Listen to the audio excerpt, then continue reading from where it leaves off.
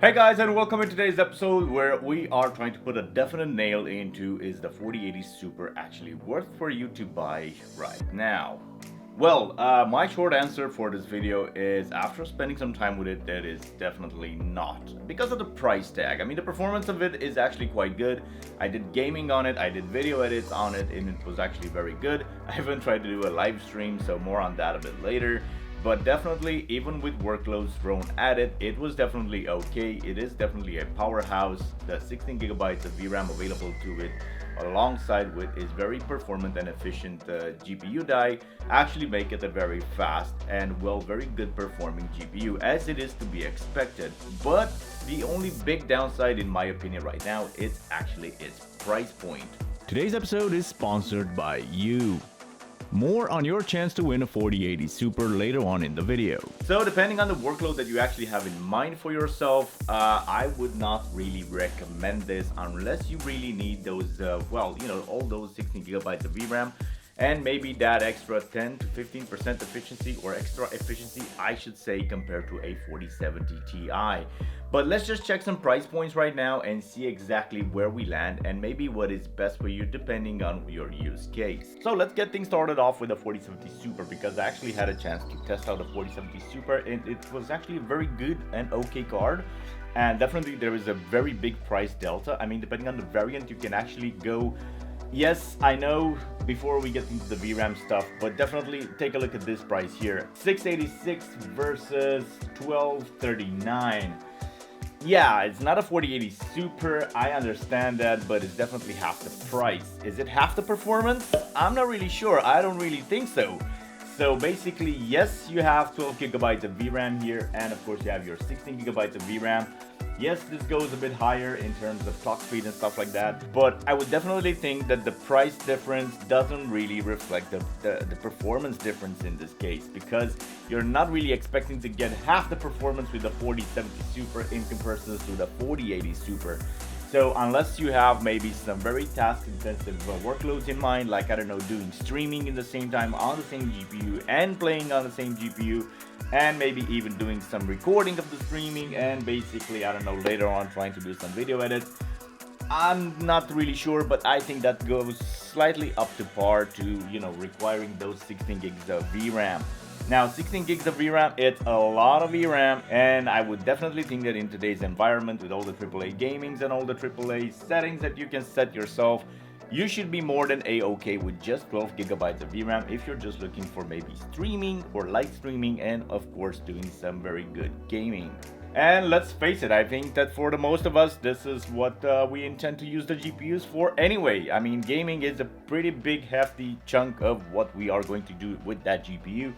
And I don't see the reason to basically throw money out the window, not in this economy, just to try and future-proof yourself as much as possible. This because, you heard the rumors about the latest 50 graphics cards coming sometime in the future, and definitely it's gonna be miles ahead of what we have today because of the GDDR7 protocol for the VRAM that is available, which is like a quintillion times faster than what we have right now with the GDDR6X memory. So on that front, I don't think that we can really future-proof ourselves even with today's technology, not even if you go with a 4090, because you're just gonna spend insane amount of money that you are expected to spend anyway in the future for the 50 series graphics card, and you're not even probably gonna get half the performance of that, if rumors are to be believed, of course. But yes, let's compare some apples to apples, the Amazon choice here. We have the 4070 Super, as I said, 686 right here, which is pretty much okay.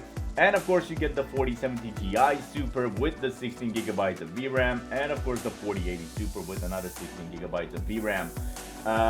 Yes, you do get a higher clock speed and bandwidth memory with the 4080 Super compared to the 4070 Ti Super. But as a sweet spot, I would definitely recommend right now at least the 4070 Ti Super. That way you get to have the extra VRAM, which could be quite important. I mean, not so long ago, you can remember, we had 4GB GPUs. Now you have a delta between the 4070 Super, 4070 Ti Super of 4GB, which is a full standalone GPU from back today. But not so long ago, we used to have GPUs like this one that actually is 4GB of VRAM. So yes, you actually get for a price point of around 200 euros or so, another one of these inside one of these. Fun fact, right? But anyway, for all of you guys who actually do remember the times when we used to play on 4GB GPUs and 8GB, which were like, ooh, something else. Yes, I would stick with the 4070 Ti Super. It makes much more financial sense than the 4080 right now anyway. Or maybe if you could get the 4080 non-super card, that would be definitely something. I mean, the price delta should be on our side, considering the fact that they're trying to get rid of stocks right now and basically have good deals for us, which hasn't happened in some time, I would say. But yes, definitely. My recommendation, even though this is a review of the 4080 Super, is not to get the 4080 Super right now. Not to mention the fact that basically, well, GPUs are no longer fun, which sucks, I know, but they're definitely overpriced. You need them, they know we need them, and so they're gonna price gouge us at every turn of the road, which definitely sucks a lot. Yeah, I'm talking about you, Nvidia. Get your boots on the ground, get your ears to the ground, hear us out, stop hiking up the prices. Not a lot of us people can actually afford those GPUs the way they are. This being said though, I do actually appreciate the overall efficiency of the 4080 Super. I mean, we were running at around 300 watts or so while doing cyberpunk 4K with all the DLSS bells and whistle on, as close to 4K as this monitor would leave me natively.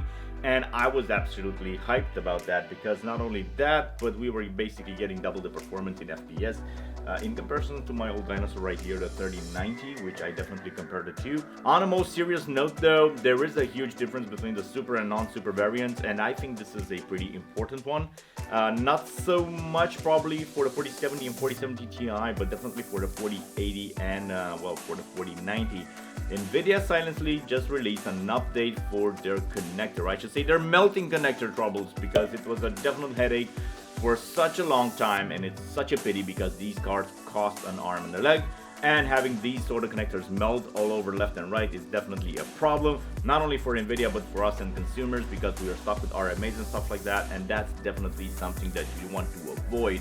So finally, it seems that the Nvidia gods listened out to the consumers and they decided to do something about it. Well, hopefully it's gonna fix the issue, but we will see in some time, as it is with these sort of things.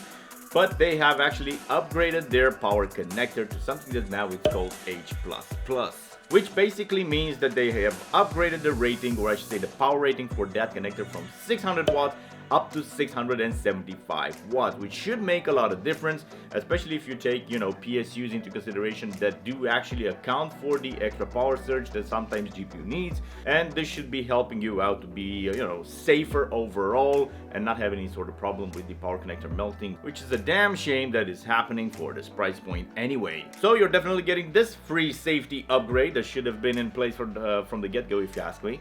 But yeah, this is one thing that people don't mention enough on the internet nowadays, and this is one perk that you're getting with the super brand in comparison to the non-super brands, and you're definitely getting it with the 4080 Super. But you know what's grinding my gears? There's no 4090 Super, right? So have they secretly upgraded the 4090's connector to an H++? I don't know. If any of you guys have a 4090 and you have an H++ connector, feel free to check on the connector to see that stamp in there. It should say simply H++. Let us know down in the box below, because I'm quite curious to see if Nvidia did something about the 40 lineup, because that's the most plagued device they have with the sort of melting connectors because of the overall power draw that behemoth kind of draws. Alright, so here we have Cyberpunk 2077, well, with the latest patches and everything, and definitely this card does its job. I really love the fact that we're sitting just around 250 watts of power for all of this performance, and we are just over 100 FPS to this monitor's resolution of close to 4K. This is a Samsung OLED G8, and yes, it is definitely running very smooth, even though I do care to mention I have a slight CPU bottleneck at times. This doesn't really go all the way up to 98-99%. It's not that big of a deal, but definitely you can take this into consideration, because you might have more FPS squeezed out of this game if you're using a better, higher performing CPU than my very old by now 3900X from you know, Ryzen there. But anyway, yes, coming back to the VRAM discussion from earlier, as you can see, you were using just around the 10 gigabytes or so of VRAM, close to, let's say, 11 gigabytes of VRAM in total. And that is definitely something to keep in mind. I mean, this GPU definitely has 16 gigabytes of VRAM available to it, and as you can see, even with Cyberpunk, all the bells and whistles turned on, and 100 FPS or so, as to, let's say, call it natively 4K resolution, we are not using that much VRAM in there. And there are not many titles right now that actually do get to take advantage of so much VRAM installed in our graphics cards. So this kind of circles back to my previous topic where, you know, to think about what you're investing your money into. Sure, if you want the latest and greatest, go for the 4080 Super, 4090 if you even want so. That's really fine with me, definitely. But are you going to use that extra VRAM? I mean, we're just, you know, sitting at around 10 gigabytes or so of VRAM in there with a 4080 Super. But if you get a 4070 Super, then you would get like 12 gigabytes of VRAM. And even though you'd get it for half the price, I'm pretty sure you're not going to lose half the performance while gaming. Yeah, probably you'd be sitting around 80 FPS or so, but it's half the price. Yeah, you know, I'm just pointing out the obvious here because a lot of you guys probably don't know this, and you know, if you don't have to spend the twice the amount of money on a GPU and you are just fine with around 80 FPS, or I should say 80% of the performance of the 4080 Super, you could go with a 4070 Super. That's pretty fine. Guys, don't forget you actually have a real chance of winning yourself a 4080 Super by supporting this here channel. I'm trying to take things a bit further than other content creators, where I'm trying to give something more back to the community other than, you know, the early releases and the mentioning of the name and all that stuff. That's pretty cool and all, and you'll have that as well, but I'm trying to give something more, and I'm trying to give out a 4080 Super. And if you're wondering why a 4080 Super and you missed my previous videos, well, that's pretty simple. I had a poll on the channel, and basically a lot of people went for the 4080 Super if they'd ever had a chance to win something, although it was quite neck and neck to the 4070 Ti up to a point. But definitely it took the lead further on. And well, basically the entry steps are quite simple. You have to be a member on Patreon for as little as €5 a month. And not only that, but also you have to go to gleam.io. That's the platform that I'm going to be using to choose a random winner doing a live stream event here on YouTube. You also get 2 more free entries, one by being a subscriber on YouTube and also follow me on TikTok if that's what you wish. And all the updates will be shared with you guys on Patreon and on YouTube, so stay tuned for those. Guys, you know what to do in order to please the algorithm. I hate saying it, but I have to basically share, like, and comment, all that good stuff, because it definitely really helps out the channel. Guys, thank you so very much for choosing to watch today's video. You have been absolutely amazing. Don't forget, stay tuned, stay awesome, be kind to each other, and see you guys in the next one. Peace out.